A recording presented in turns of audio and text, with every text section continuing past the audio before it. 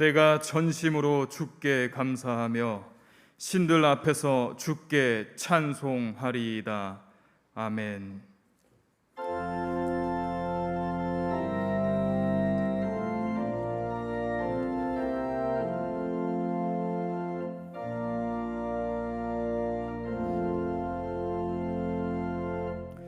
거룩하신 하나님, 주님의 크신 은혜와 사랑을 찬양합니다. 저희를 창조 전에 택하여 주시고 샘솟는 생명의 길로 인도하여 주셔서 감사합니다.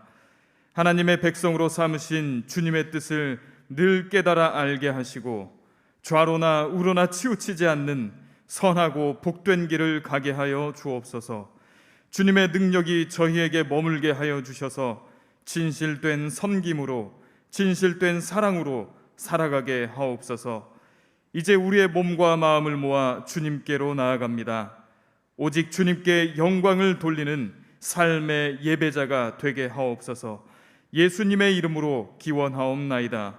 아멘.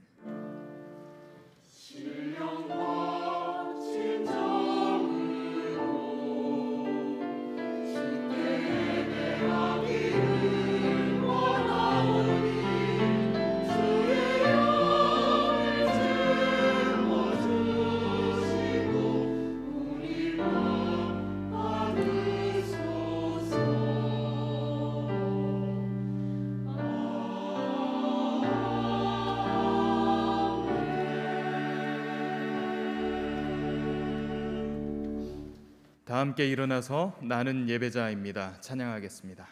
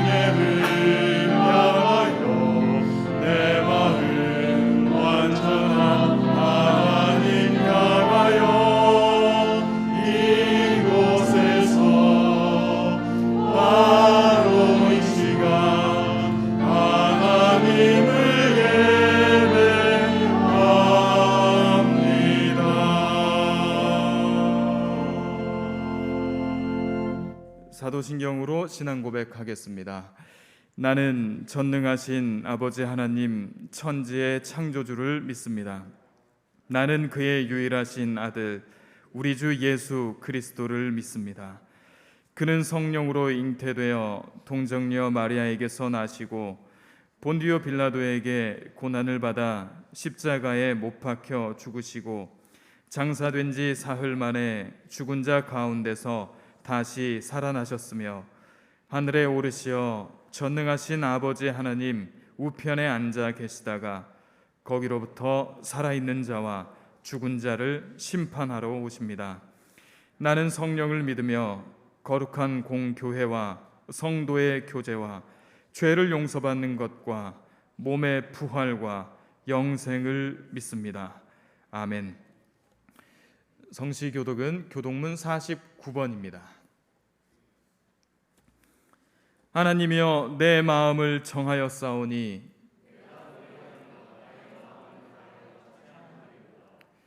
비파야 수구마 깰지어다. 여호와여 내가 만민 중에서 주께 감사하고 주의 인자하심이 하늘보다 높으시며 하나님이여 주는 하늘 위에 높이 들리시며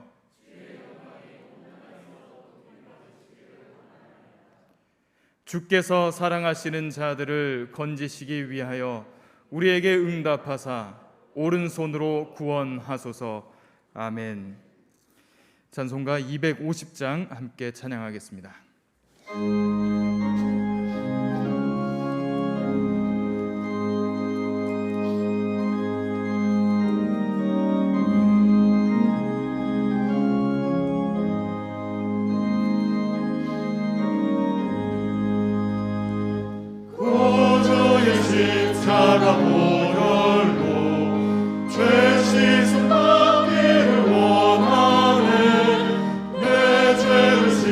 있으신 주 이름 찬송합시다. 찬송합시다. 찬송합시다. 내 죄를 씻으신 주 이름 찬송합시다. 죄악을 속하여 주신 주 내 속에 들어와 계시는 십자가 앞에서 주 이름 찬송합시다. 찬송합시다. 찬송합시다. 내 죄를 씻으신 주 이름 찬송합시다. 주 앞에 흐르는 생명수 날 씻어 정하게 하시는 내 깊은 정성을 다하여 찬송합시다. 찬송합시다. 찬송합시다. 내 죄를 씻으신 주 이름 찬송합시다. 내 주께 회개한 영혼이 생명수 가운데 젖었네. 뜨겁고 순전한 주 이름 찬송합시다. 찬송합시다. 찬송합시다. 내 죄를 씻으신 주 이름 찬송합시다.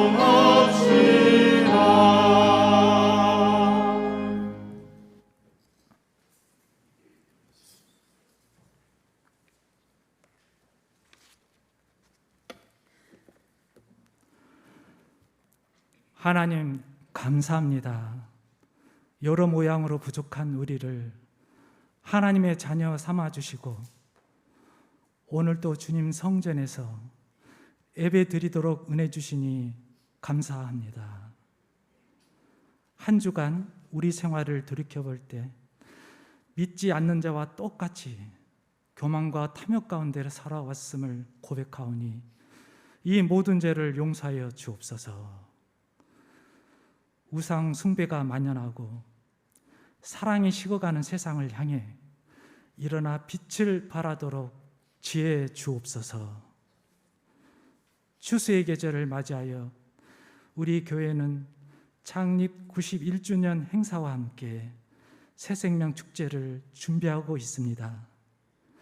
그동안 기도로 온 정성을 다해 섬겼던 새 신자들이 마음을 열고 교회로 발걸음 옮기도록 주님 역사하여 주옵소서. 홈커밍 데이에는 주님을 찬양하는 백성으로 이 성전이 가득 차게 하옵소서. 세일의 새벽 기도 시간에 교회와 자녀를 위해 그리고 건강을 위해 눈물로 부르짖는 성도들의 기도가 하나도 땅에 떨어지지 않고 다 응답받도록 기적 베풀어 주소서. 가을 사경의 말씀을 전하시는 고영민 강사 목사님을 붙들어 주셔서 말씀 준비할 때 성령께서 능력 부어주시고 이 일로 출입하는 모든 과정이 어려움 없도록 지켜주소서. 캄보디아에 파송된 인신자 선교사님이 인수인계를 원활히 받고 사역에 전념토록 하옵소서. 우간다 온민족 신학교에서 울려 퍼지는 말씀이 아프리카 선교의 미랄이 되게 하소서.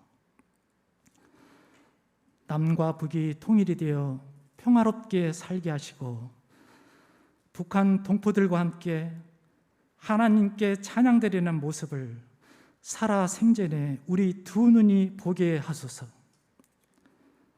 태풍, 지진, 전쟁으로 고통받고 있는 이웃의 아픔을 속히 치료해 주시고 도움을 베푸는 그 자리에 우리도 있게 하소서. 그들의 피곤한 손과 연약한 무릎을 주께서 친히 일으켜 세워주시고 소원의 항구에 다다를 때까지 늘 인도하여 주소서. 이 시간 말씀 풀어주실 강석재 목사님께 능력 주시고 사모님과 해외에 있는 자녀들도 보살펴 주옵소서. 말씀을 경청하는 순간순간마다 예수님과 함께 엠마오로 가던 제자처럼 우리 심정이 뜨겁게 하여 주옵소서. 샬롬 성가대가 이른 아침에 찬양을 준비하였습니다. 성가대원 한 사람 한 사람 이름 불러 사랑하여 주시며 우리 찬양이 하늘 보좌를 움직이게 하소서. 이 시간 드리는 예배로 오직 하나님께만 영광되게 하소서. 이 모든 말씀 우리 주 예수 그리스도 이름으로 기도드립니다. 아멘.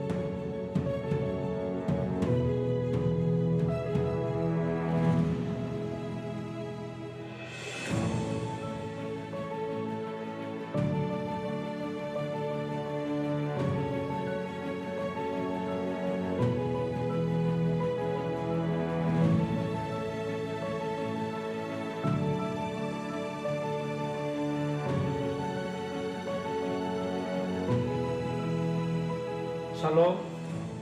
원근 각처에 계신 모든 응암 가족 여러분들, 주님의 은혜와 또 주님의 평강이 여러분 안에 충만하기를 바랍니다. 저희 교회가 이 땅에 세워진 지 91주년이 되었습니다. 여러분 모두의 수고, 무엇보다 하나님의 섭리와 하나님의 은혜가 있음을 믿습니다. 저희 9월 25일 창립기념주일을 맞아서 오후에 홈커밍 데이를 계획하고 있습니다. 여러분 모두 오셔서 그동안 베푸셨던 하나님의 은혜를 찬양하고 감사하실 수 있기를 바라고요. 또 그동안 어떻게 지내셨는지 서로 교제하시며 나누시면 좋겠습니다. 그리고 황칠수 목사님, 그리고 여러 교육자들, 그리고 우리 교회를 섬기셨던 여러 성도님들 함께 오셔서 기쁨의 소식을 나누실 때 하나님께서 더 큰 영광과 은혜를 베푸시고 받으실 줄 믿습니다. 여러분 모두를 초청합니다. 꼭 와주시기를 부탁드립니다. 감사합니다.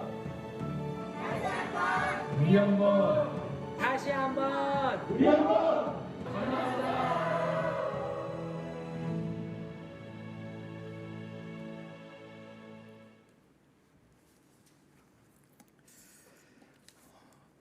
네, 다음 주일은 91주년 창립 기념 주일입니다.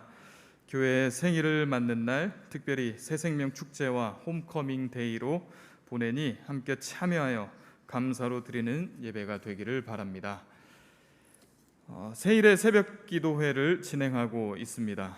두 번째 주간을 맞이하는데 새벽의 영성을 기르며 많은 은혜의 시간 되시기 바랍니다.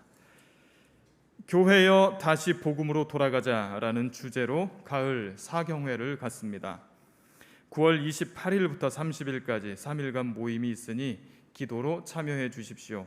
자세한 사항은 주보를 참고하십시오.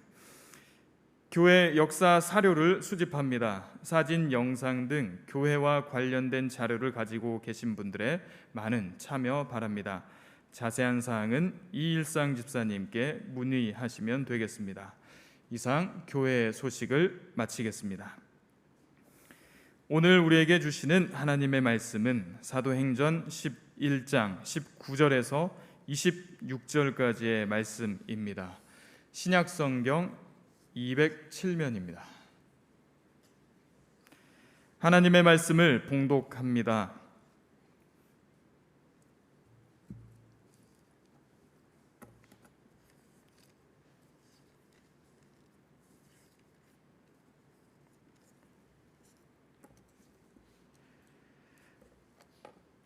그때 스데반의 일로 일어난 환란으로 말미암아 흩어진 자들이 베니게와 구브로와 안디옥까지 이르러 유대인에게만 말씀을 전하는데 그 중에 구브로와 구레네 몇 사람이 안디옥에 이르러 헬라인에게도 말하여 주 예수를 전파하니 주의 손이 그들과 함께 하심에 수많은 사람들이 믿고 주께 돌아오더라. 예루살렘 교회가 이 사람들의 소문을 듣고 바나바를 안디옥까지 보내니 그가 이르러 하나님의 은혜를 보고 기뻐하여 모든 사람에게 굳건한 마음으로 주와 함께 머물러 있으라 권하니 바나바는 착한 사람이요 성령과 믿음이 충만한 사람이라. 이에 큰 무리가 주께 더하여 지더라. 바나바가 사울을 찾으러 다소에 가서 만남에 안디옥에 데리고 와서 둘이 교회에 1년간 모여 있어 큰 무리를 가르쳤고 제자들이 안디옥에서 비로소 그리스도인이라 일컬음을 받게 되었더라. 아멘.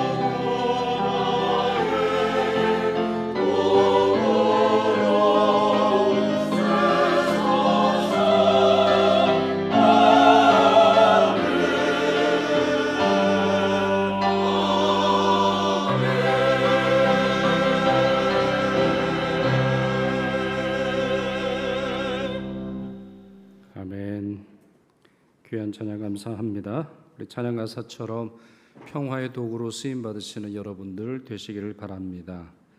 정말 이 시대의 평화가 얼마나 필요한지 우리가 매일처럼 또 매 순간 느끼고 있는데, 평화의 임금이신 주님이 여러분을 통해 온 땅에 평화 흘러가도록 사용하실 줄 믿습니다. 오늘 안디옥 교회 이야기를 좀 해보려고 하는데요. 이 안디옥 교회는 아주 독특하게 시작을 했습니다. 오늘 본문에도 나와 있지요. 구브로와 구레네 사람들의 전도로 시작을 했는데, 자, 본문 19절, 20절 다시 한번 제가 읽어보겠습니다. 그때 스데반의 일로 일어난 환란으로 말미암아 흩어진 자들이 베니게와 구브로와 안디옥까지 이르러 유대인에게만 말씀을 전하는데, 자, 그 다음이 중요하죠.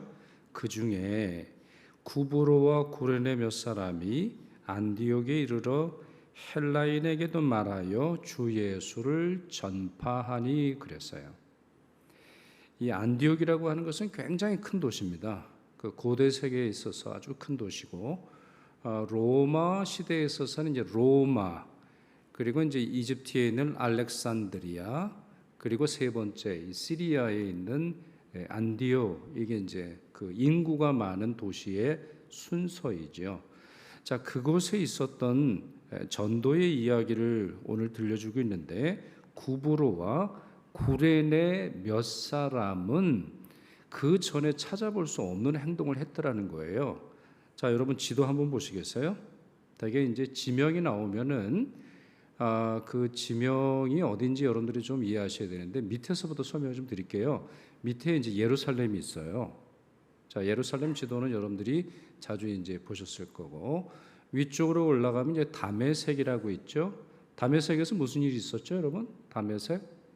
사울이 예수님을 만난 곳이 다메섹이에요. 이곳으로 이제 왜 갔습니까? 사울이 다메섹에 왜 갔죠? 예수 믿는 자를 진멸하려고. 그러니까 당시에 스데반의 핍박이 있은 이후 정치적인 탄압이 내려져요. 그래서 예루살렘에는 사도들을 제외하고는 다 떠납니다. 그러니까 이제 지중해가 서쪽에 있으니까 각지로 이제 흩어지는데, 사울이 이제 다메섹까지 왔죠. 쭉 올라와 보시면 안디옥이라고 있습니다. 예루살렘하고 안디옥까지의 거리는 300마일, 킬로미터로 계산을 해보면 480km 정도가 돼요. 그러니까 서울 부산 정도 되나요? 서울 부산보다 조금 더 길 것 같은데, 자, 거기 있고, 그리고는 오른쪽에 다소가 있죠. 사울이 나중에 이곳에서 바나바를 만나게 됩니다. 왜냐하면 이제 사울 나중에는 바울이 되는데, 이분이 다소 사람이거든요. 자, 그리고는 여러분 선이 오른 왼쪽으로 있죠. 구브로라고 되어 있습니다. 저곳이 구브로입니다. 그러니까 영어로는 사이프러스 이렇게 되어 있는데, 자, 이곳에 있는 사람. 근데 이제 구레네는 어디냐? 구레네는 제가 지도에 포함은 안 시켰어요. 왜냐하면 구레네는 북아프리카의 리비아라고 있습니다. 여러분 리비아 들어보셨어요? 옛날에 우리 그 관수로 공사하지 않았나요? 중동에 공사할 때 리비아에 무슨 큰 회사 가가지고 하여튼 수로 공사한 그런 기억이 나는데, 그곳입니다.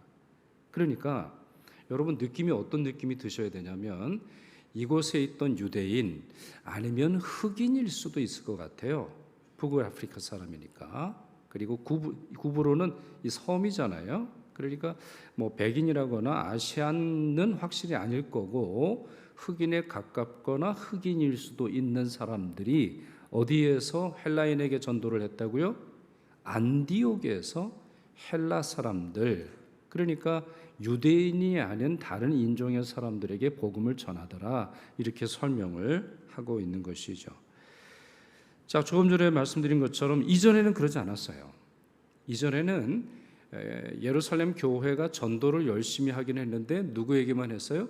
유대인에게만 했어요. 그리고 또 이런 사람들도 했는데, 유대교로 개종한 다른 민족의 사람들에게는 복음을 전했어요. 그러나 베드로가 고넬료를 전도하기 전까지는 의도적으로, 공식적으로, 공개적으로 전도한 기록은 성경에 나와 있지 않습니다. 그러니까 이들이야말로 구브로와 구레네에 있던 이곳에 있던 평신도들이야말로 정말 진정한 이방인 전도, 진정한 세계 전도를 시작한 사람이라고 볼 수 있어요. 자, 이거는 굉장한 일이 아닐 수 없는데요. 자, 이들은 당시에 핍박을 피해서 도망 나온 처지거든요. 당시에 유대인들이 그리스도인들을 핍박하는 과정에서 어쩔 수 없이 예루살렘을 떠나 도망을 나왔단 말이에요. 여러분 뭐 땅 문서를 가져왔겠어요? 집 문서를 가져왔겠어요? 아니면 뭐 당시에 은행이 온라인 뱅크가 있어가지고 얼마든지 돈을 빼쓰고 이럴 만한 상황이 아니라는 거죠. 그러니 자기들도 굉장히 어려웠는데 이러한 핍박과 환난을 복음의 전도의 기회로 삼았던 것을 볼 수가 있습니다. 그것도 매우 창조적인 방식으로 말이죠. 그들에게 주님의 역사가 나타났죠. 21절 이렇게 되어 있습니다. 주의 손이 그들과 함께 하심에 수많은 사람들이 믿고 주께 돌아오더라 그랬어요. 아직 교회 지도자도 없고 평신도들 몇이 시작을 해서 복음을 전했는데 주의 손이 나타났어요. 그렇습니다. 주의 손은 목사가 있던 없던 아니면은 뭐랄까요? 교회가 조직교회건 조직교회가 아니든 개척교회든 수백 년이 됐던 교회든 차이가 없는 거예요. 참된 성도가 있는 곳에 주의 손이 나타나 수많은 사람들이 믿고 주께로 돌아오는 역사가 일어나게 되는 것이에요. 자, 마가복음의 끝 말씀이 어떤지 여러분 한번 들어보시겠어요? 마가복음 최초의 복음서인 마가복음의 끝 구절이 16장 20절인데 그 말씀이 이렇습니다. 같이 읽죠. 제자들이 나가 두루 전파할새 주께서 함께 역사하사 그 따르는 표적으로 말씀을 확실히 증언하시니라 그랬어요. 자, 누가 증언하여? 주께서 증언하세요. 누구를 통해서? 두루 말씀을 전하는 자들을 통해서. 그죠? 자기하고 친한 사람 아니면 어쩌다 한번 전도하는 사람이 아니라 두루 말씀을 전파하는 제자들을 통해서 주의 표적이 나타나고 주의 기적이 나타나며 주께서 구원하는 자에게 베푸시는 은혜가 충만히 나타나게 하신다는 것이죠. 바로 이런 역사가 안디옥 교회에서도 나타났던 것입니다. 자, 이런 소식을 예루살렘 교회가 들어요. 굉장히 낯선 일이죠. 그전에는 의도적으로 파송을 하거나 아니면 교회의 공식적인 직분을 가지고 있는 집사님이 전도한 그런 예는 있습니다만 이런 경우는 그들도 처음 들었거든요. 그러나 성경에는 기록되어 있지 않습니다만 새롭게 탄생한 교회를 축하하고 격려하고 칭찬하기 위해서 사람을 보내요. 누굴 보내죠? 누굴 보내요? 바나바를 보내요. 바나바 한 사람을 보내요. 뭐 수행원이 없었다 이렇게 보기는 쉽지 않은데 왜냐하면 480km를 걸을 때 이게 보통 거리가 아니죠. 하루에 사람이 20km를 걷는다고 하면은 굉장히 오래 걸어야 하는 한 달을 꼬박 걸어야 하는 그러한 거리이기 때문에 쉽지 않은 거거든요. 근데 바나바를 안디옥 교회에 보냅니다. 저는 이 일을 이렇게 평가하고 싶은데 예루살렘 교회가 내린 최고의 결정 중에서도 최고의 결정이에요. 교회가 어느 때는 최고의 결정을 내려야 할 때가 있어요. 교회가요. 이렇게 한 번에 그 교회가 온전히 쓰임 받는 게 아닙니다. 예루살렘 교회도 마찬가지예요. 우리 생각에는 예루살렘 교회가 사도행전 1장과 2장, 3장과 4장에 멈추는 것처럼 생각을 합니다만 아니에요. 예루살렘 교회는 스스로를 끊임없이 개혁해요. 끊임없이 새로운 신학이 하나님의 뜻인 것을 확인하고 전 세계 교회에 선포하는 것을 볼 수가 있어요. 그래서 이방인 선교의 빗장을 연 교회는 사실은 안디옥 교회가 아니에요. 예루살렘 교회예요. 그리고 사도행전 15장 보시면 유대교와 기독교는 서로 다른 종교라는 것을 확실하게 선언하는 공의회를 열게 됩니다. 그때 예루살렘 교회가 어떻게 보면 자기들이 가지고 있던 신학적인 전통을 양보해요. 그래서 완전한 복음이 무엇인가, 구원 오는 도가 무엇인가, 할례랑은 상관없다라는 걸 예루살렘 교회를 통해서 선언이 되고 있는 거죠.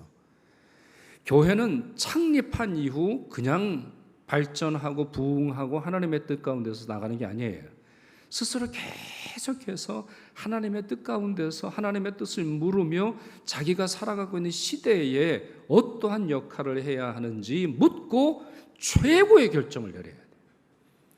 저는 이 바나바를 보낸 것이 최고의 결정이라고 생각을 해요. 정말 안디옥 교회는 바나바와 같은 사람이 와야 되는 거예요. 사도행전 4장 보시면 이분이 언급되어 있는 구절이 있어요. 자, 4장 37절 우리 같이 읽겠습니다. 구브로에서 난 레위족 사람이 있으니 이름은 요셉이라 사도들이 일컬어 바나바라 번역하며 위로의 아들이라 하니 그가 밭이 있음에 팔아 그 값을 가지고 사도들의 발 앞에 두니라 그랬어요. 자, 이 사람의 이름은 뭐죠? 이 사람 원래 이름은 뭐예요? 첫 줄 맨 끝에 이름은 요셉이라 그랬어요. 이름은 요셉이에요. 요셉이에요, 이름이. 고향이 어디예요? 첫 줄에 있죠. 구브로에서 난. 고향이 어디예요? 구브로예요. 그럼 구브로 하면 여러분 뭐가 떠오르시죠? 오늘 우리가 읽은 이 사도행전 11장에 구브로 사람이 안디옥에서 전도함으로 말미암아 안디옥 교회가 시작됐다고 했잖아요. 연결이 되는 부분이죠. 그리고 레위족이에요. 무슨 말입니까? 레위 지파 사람이에요. 그러니까 여러분 레위 지파는 이스라엘 안에서 땅을 소유할 수는 없는데 이스라엘 밖에 있으니까 땅을 소유하는 것이 문제가 아니지만 이 레위인 또 제사장 집안에 있어서는 언제든지 하나님이 나의 분깃이라고 하는 사실. 이 말은 뭐냐면 하나님이 나의 재산이라는 거예요. 하나님만 나의 재산이라는 거예요. 그러니 이 레위 사람인 요셉은 어렸을 때부터 전적으로 자신을 하나님께 드리는데 익숙해 있던 사람이에요. 자, 이 사람이 교회를 다니기 시작을 했는데 그 밭을 팔아 값을 가지고 사도들의 발 앞에 두었다 이렇게 돼 있어요. 이걸 보더니 교인들이 어떻게 불렀어요? 요셉이라고 부르지 않고 야, 저 사람 바나바야 이렇게 부르더라는 거예요. 그러니까 바나바는 이름이 아니에요. 바나바는 별명이지. 여러분 별명이 이름이 되는 경우가 있어요. 많은 경우가 이제 그렇게 성경에 보면 나오는데 자, 바나바는 무슨 뜻입니까? 위로자라는 말이에요. 그러니까 이 사람은 위로를 잘해. 이 사람을 만나면 행복한 거예요. 이 사람을 만나면 이 사람은 돈 쓸 줄 알아요. 이 사람은 말을 어떻게 해야 하는지 알아요.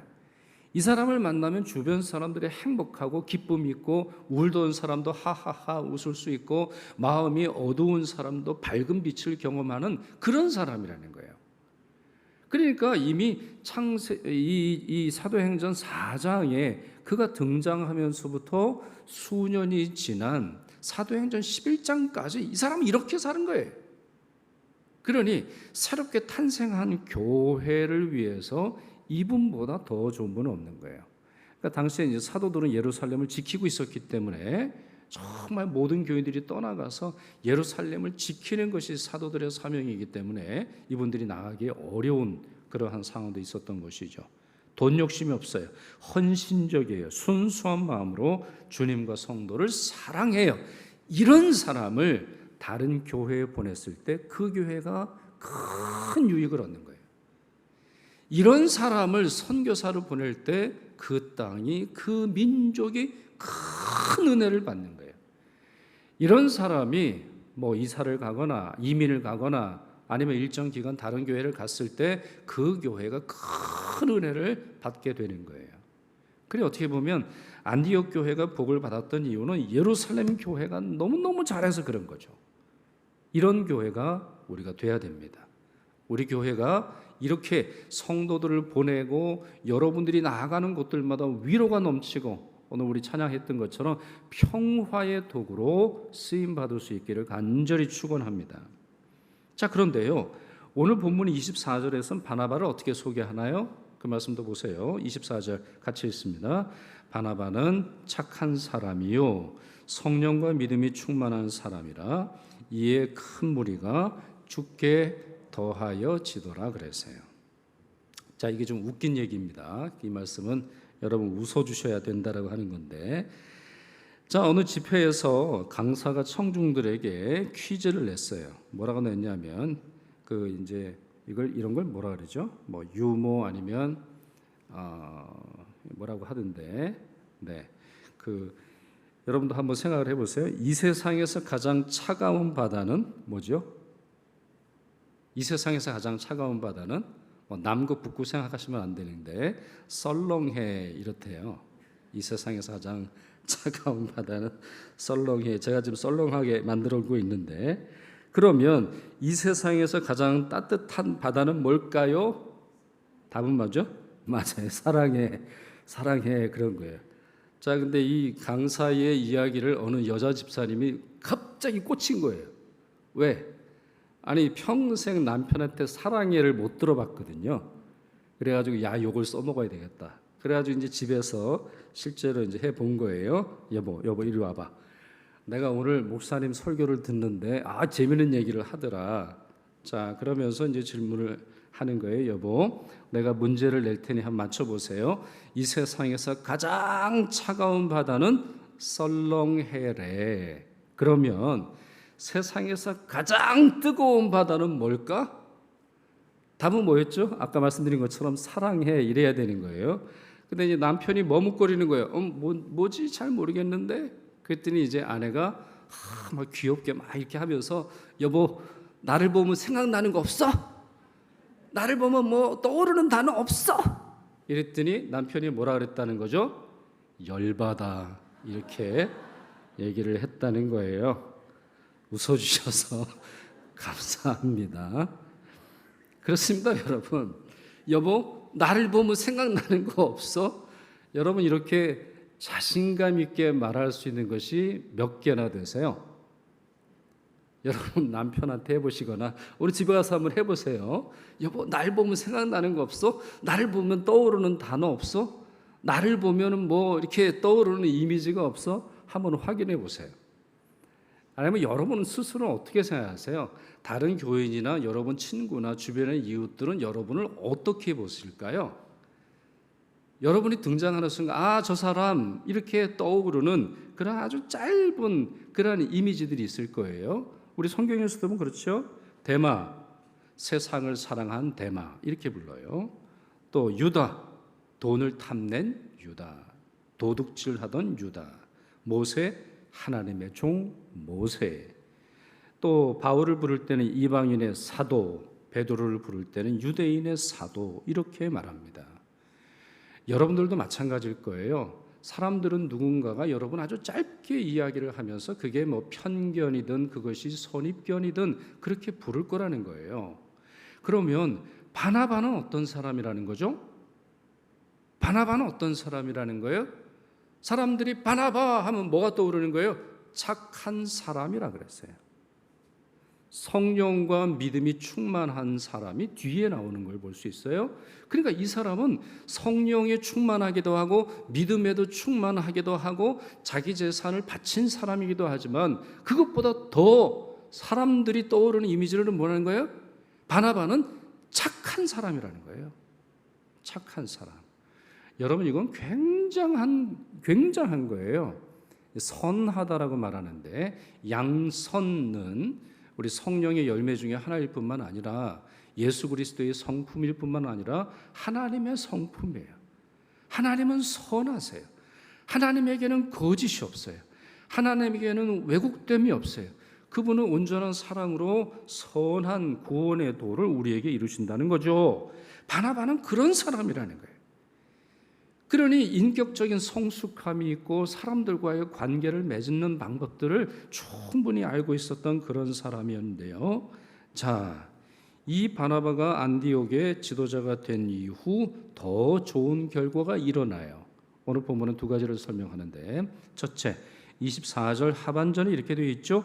이에 큰 무리가 주께 더하여지더라 그랬어요. 여기서 여러분 이에라고 하는 단어가 굉장히 중요한데, 자, 이 단어는 호티라고 하는 헬라어를 번역한 겁니다. 왜냐하면 따라서 이유와 근거를 의미하는 접속사예요. 그러니 24절은 무슨 뜻이죠? 자, 이미 구레네와 구브로 사람들이 안디옥에 와서 헬라인에게 전하였고 주의 손이 나타나 많은 사람들이 그리스도를 믿게 되었다라고 하는 거예요. 자, 그런데 여기에 바나바가 오므로 말미암아 어떤 일이 벌어졌어요? 자, 24절을 좀 직역해 보면 원래 헬라어 그대로 조금 더 의미를 강조해서 말씀을 드려보면 바나바는 착하고 성령과 믿음에 충만한 사람이었기 때문에 많은 수의 무리가 주님에게 더해지게 되었습니다. 이런 뜻이에요. 여러분, 너무너무 놀라운 거 아니에요? 누군가가 자기의 성품이 쓰임을 받는다면 너무너무 놀라운 거 아니에요? 여러분, 성품이라고 하는 것이 얼마나 소중한지 몰라요. 하나님께서는 우리의 말과 우리의 지식과 우리의 경험만 쓰시는 게 아니에요. 우리의 성품을 쓰세요. 성품을. 이 하나님의 바나바의 성품을 들어 쓰셔서 안디옥 교회에 주님을 따르는 자들의 수가 더해지더라는 거죠. 두 번째, 사울을 교회로 초청합니다. 우리가 알고 있는 그 유명한 바울을 교회의 공식적인 사역으로 부른 사람이 바나바예요. 위로하는 이 바나바를 통해서 말씀을 가르치도록 합니다. 25절에서 26절 같이 보시죠. 우리 함께 읽겠습니다. 바나바가 사울을 찾으러 다소에 가서 만남에 안디옥에 데리고 와서 둘이 교회에 1년간 모여 있어 큰 무리를 가르쳤고 제자들이 안디옥에서 비로소 그리스도인이라 일컬음을 받게 되었더라 그랬어요. 자, 다소 어딘지 기억나시죠? 기억나시죠? 우리 지중해가 이렇게 돼 있단 말이죠. 이렇게 꺾어지고 있는데 동쪽 로마가 이렇게 있고 지금의 이제 터키를 지나서 이제 이란, 이라크가 이제 이렇게 돼 있다면 그 중심 지역에 다소라고 있어요. 그러니까 다소는 문화적으로 교통 또 경제적으로 굉장히 중요한 도시예요. 이걸 거쳐 지나가요. 다소 사람들은 특징이 뭐냐? 똑똑하고 굉장히 인터내셔널해요. 그럴 수밖에 없죠. 국제적인 도시니까. 그래서 언어적으로나 문화적으로나 사람들과의 만나는 데 있어서 굉장히 인터내셔널하고 국제적인 감각이 있는 사람들이 다소에서 많이 나와요. 그러니 바울이 다소 출신이었던 바울이 온 세계를 다니면서 선교했던 것은 너무나 당연한 거예요. 어렸을 때부터 받은 교육이 그러니까 벌써 딱 안 거예요. 바나바는 지금 이 상황에는 사울이 필요하다. 그래가지고 안디옥에서 쭉 꽤 먼 거리에 있는데 다소까지 가서 설득해가지고 다시 돌아오는 것을 볼 수 있어요. 정말 바나바는 좋은 사람이에요. 그리고 실력 있는 지도자예요. 부흥의 불꽃이 어떻게 해야 더 커지는지 알았어요? 안디옥 교회의 교인들의 수가 많기는 해도 가르침이 부족하다라고 하는 사실은 알았어요. 그럴 수밖에 없죠. 평신도들의 열심을 통해서 교회가 시작됐고 주의 손이 많은 부흥의 역사를 일으켜 세웠습니다만 말씀이 필요하죠. 신학이 필요한 거예요. 교리적인 지식이 필요한 거예요. 그래야 기초를 단단히 놓아서 그 위에 집을 지을 수 있는 거죠. 그러니까 그 전까지는 바나바와 사울이 함께 가르치기 전까지는 재료는 많고 성도들의 수는 많지만 그게 하나의 작품으로 빚어지지는 못했던 상황이었는데 바나바는 그 교회의 부족함을 알았고 자기의 부족함을 알았고 그 부족함을 어떻게 채울 수 있는지도 깨달았던 사람입니다. 사실 이런 사람들이 진짜 지도자 아닙니까? 여러분, 지도자가 되기 위해서 몇 가지를 좀 알아야 돼요. 첫째, 하나님을 알아야 돼요. 둘째, 교회를 알아야 돼요. 셋째, 자신을 알아야 돼요. 넷째, 사람을 알아야 돼요. 교회 지도자는 이 네 개의 지식이 필요합니다. 하나님을 알지만 자신은 모르는 지도자들이 상당히 많아요. 자기의 연약함이 뭔지, 자기의 문제가 뭔지, 자기의 부족함이 뭔지, 자기의 결함이 뭔지 잘 모르는 지도자들이 상당히 많아요. 하나님을 알고 자신도 알지만 교회를 모르는 지도자들도 상당히 많습니다. 교회가 뭔지를 몰라요. 교회의 뭐 정의, 신학적인 것뿐만 아니라 교회를 통해서 이루고자 하시는 하나님의 비전을 잘 모르는 지도자들도 상당히 많다는 거죠. 그러나 바나바는 이 모든 것의 균형을 가지고 있었는데요. 그 결과 조금 전에 말씀드린 것처럼 교회는 더 부흥했을 뿐만 아니라 매우 놀라운 거죠. 세상 사람들이 안디옥 교인들을 뭐라고 불렀다고요? 그리스도인이다. 이렇게 부르기 시작했다는 거예요. 그리스도인 무슨 말입니까? 그리스도인, 그리스도를 닮는 사람, 그리스도를 따르는 사람, 그리스도의 향기가 나타나는 사람이다. 이렇게 안디옥 교회를 보고 불렀다는 거예요.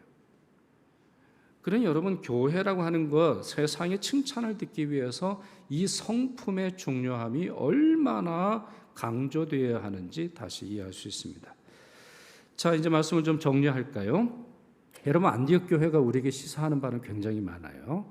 이제 핍박으로 인해서 어쩔 수 없이 예루살렘 교회의 활동보다는 안디옥 교회의 활동이 중요하게 돼요. 그래, 사도행전 11장, 12장, 13장에 이제 바나바와 바울이 1차 선교를 떠나게 되는, 그걸 볼 수 있는데, 아까 본 지도에 보시면 안디옥에서 이제 구브로를 거쳐 이제 터키 지방으로 넘어가는 걸 볼 수 있어요. 그래, 구브로라고 하는 지역이 계속 나오는 걸 볼 수 있는데, 글쎄 모르겠어요. 저는 이제 저희 어머니가 거제도 사람인데, 거제도이든 뭐 제주도이든 아니면 섬 사람들의 그 특징이 있는 것 같아요. 강해요. 이거 나쁜 의미에서 그런 게 아니라 어떤 불굴의 의지를 가지고 있는 사람들, 그런 게 있는 것 같아요. 그러다 보니까 이 구브로 사람들이 계속적으로 이후에 등장하고 있는 것을 볼 수 있는데, 역시 성품과 경험을 쓰시는 것을 이제 볼 수 있는 거죠.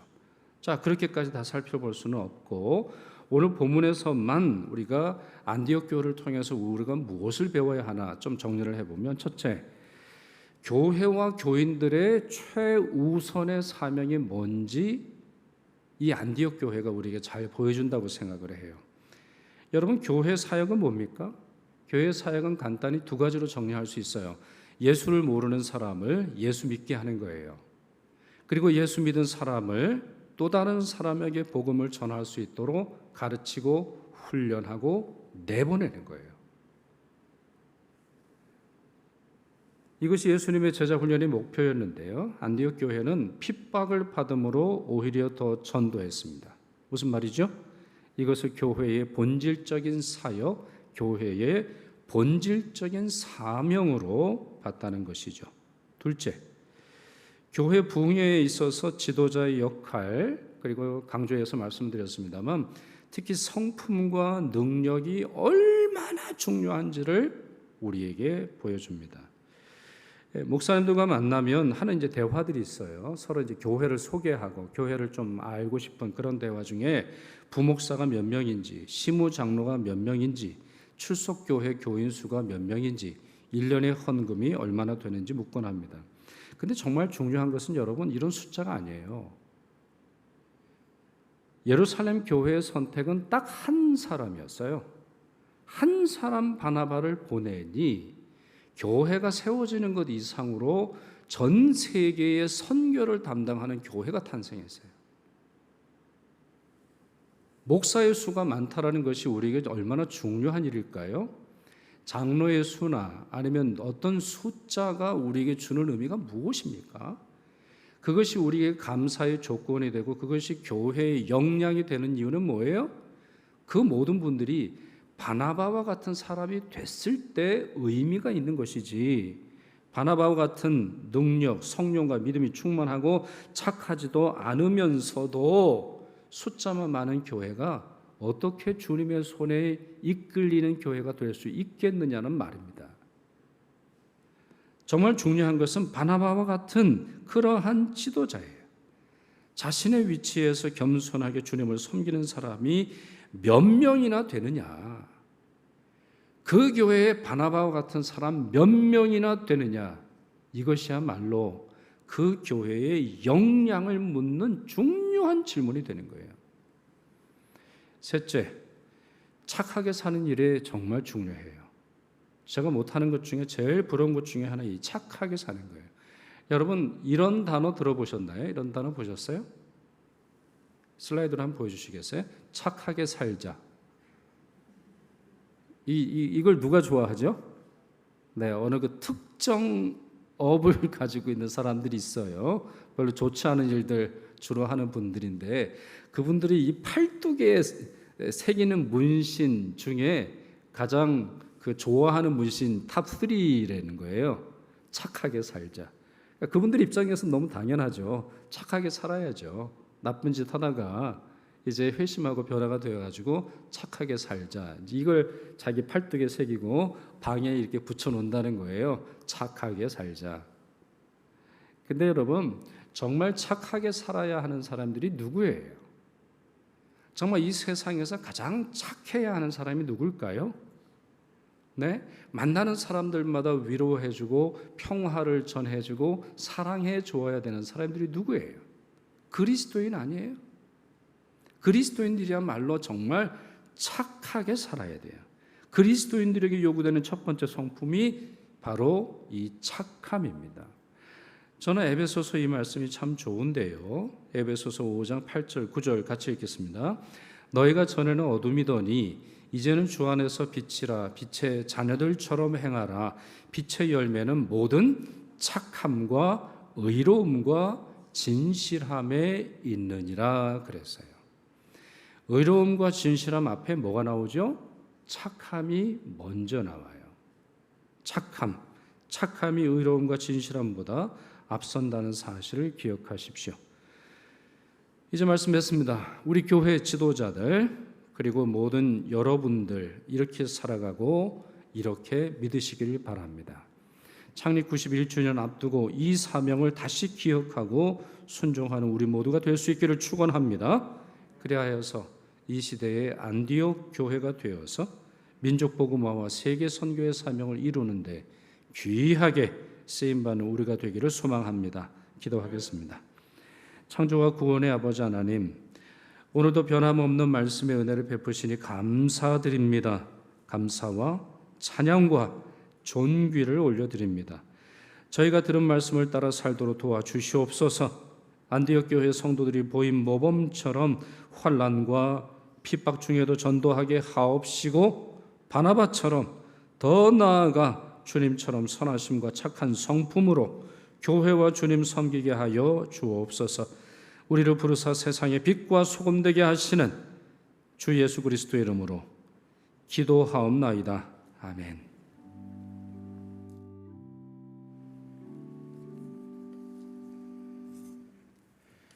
다 함께 일어나서 찬송가 509장 부르며 봉헌하겠습니다.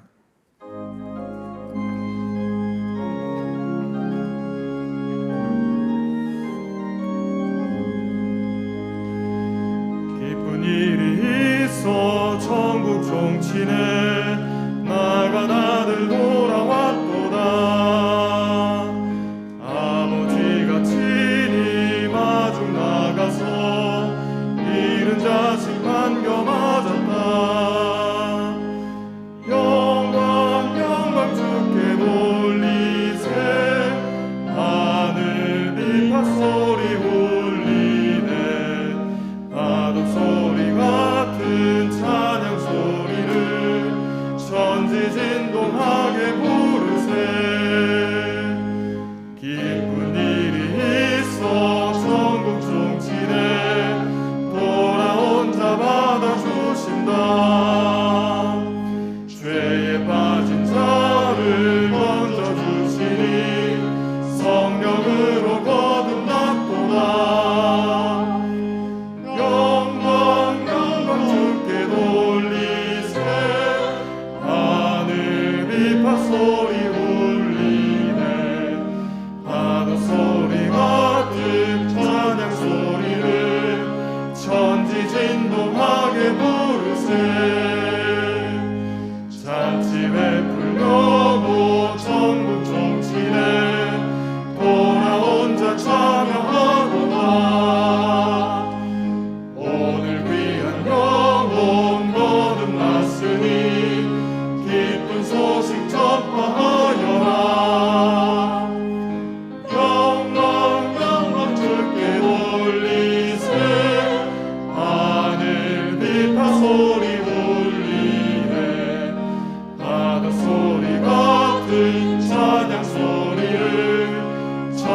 진동하게 부르세. 모든 마음으로 지으시고 사랑으로 다스리시는 주님, 찬양과 고백과 기도와 함께 감사의 예물을 바치오니 받아 주시옵소서. 11조와 주정 헌금으로, 장학과 선교와 목적 헌금으로, 또한 주님께서 베푸신 은혜를 감사하여 헌금하오니 받으시오며 하나님 뜻을 위해 사용하여 주옵소서. 또한 예물만 아니라 전도와 섬김과 봉사의 열매에도 드리오니 기쁘게 받아 주옵소서. 이번 주를 살아갈 때 세상 헛된 것에 안주하지 않는 순례자로 살게 하옵시며 환난과 고난 중에도 복음을 전하는 참 성도 되게 하옵시고 축복의 통로 그리스도의 향기로 살아가도록 성령께서 친히 이끌어 주시옵소서. 전능하신 우리 주 예수 그리스도의 이름으로 기도드리옵나이다. 아멘.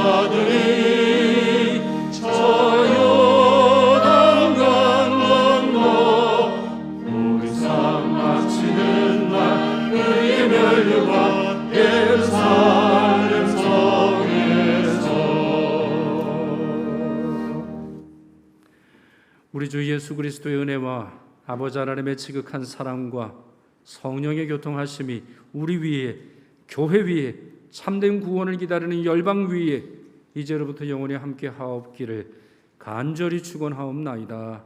아멘.